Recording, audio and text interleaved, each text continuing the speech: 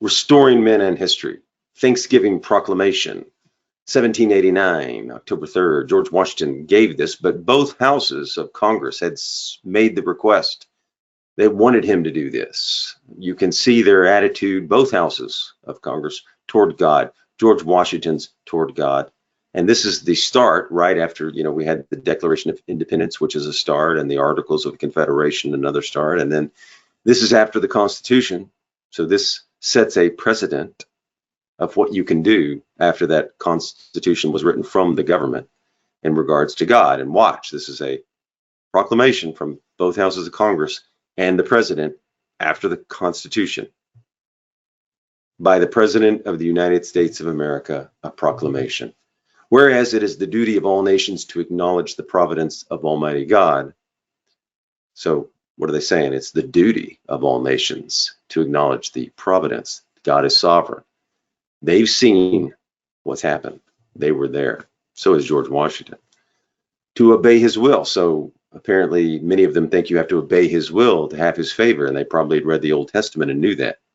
I'm sure that we know they read the Old Testament. So many of them, I knew who they were. So we know they had read the Old Testament, and they believed that certain nations would be favored by God if you followed him.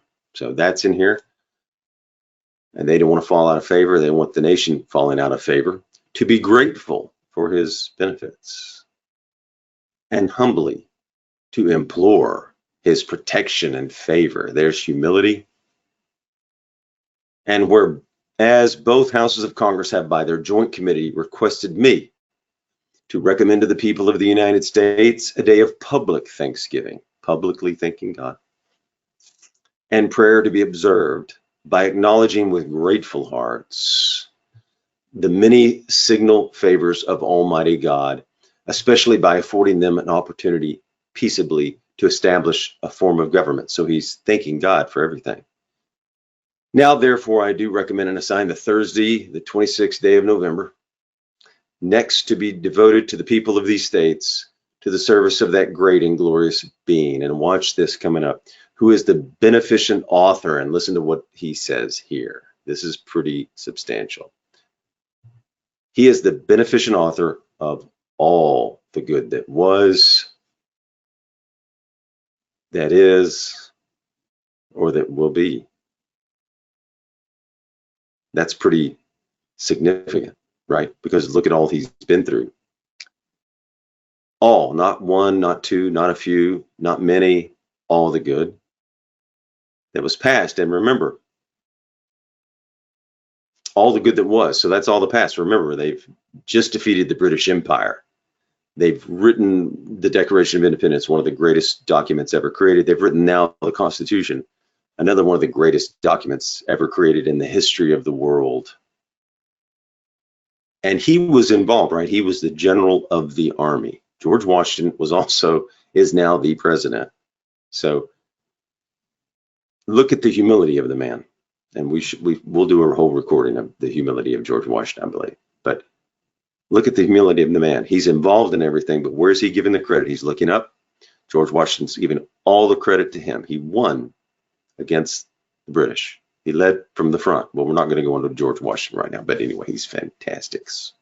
He led from the front at Princeton, led from the front. So anyway, George Washington, who was involved in the battles, who won the war, is giving all the glory and all the credit to God here. He was at the Constitution, president, so he's giving all the credit. All the credit.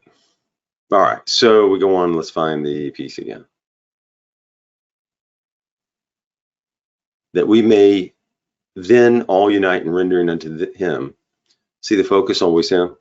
Our sincere and humble thanks, and they are humble here. So they are doing Thanksgiving for what? For themselves? To feast? To eat a lot of food? No.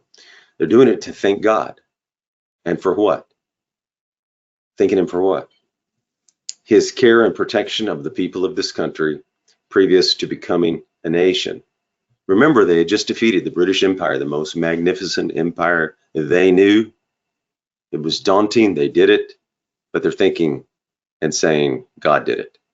It was his providence. He led us to victory over the British. And so for the signal and manifold mercies and the favorable interpositions of his providence, they say it right here, the favorable interpositions of his providence. So he is acknowledging God's providence, interceding. And if you look at the nation, you'll see the providence. And if you look at George Washington's life, you see the providence all through his life. We're not going to go into that right now because we just did a long Thanksgiving message. So let's keep this shorter. But he saw it in his life, the providence. And there's that famous painting. Okay, let's keep going. Which we experienced in the course and conclusion of the late war for the great degree of tranquility, union, and plenty. They had plenty now, which we have had since enjoyed for the peaceable and rational manner in which we have been enabled to establish Constitution. So he's thanking for the Constitution, thanking him for everything, for the civil and religious liberty, which we are blessed, the means of acquiring and diffusing useful knowledge, and in general for all the great, here he goes, great and various favors which he hath been pleased to confer upon us. So he knows that God has blessed them and favored them.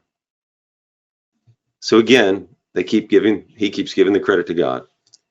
And also that we may then unite in most humbly offering our prayers and supplications to the great Lord and ruler of nations and beseech him to pardon our national and other transgressions. So he's already asking for the pardon of God for transgressions. Humble, humility, to enable us all, whether in public or private stations, to perform our several and relative duties properly.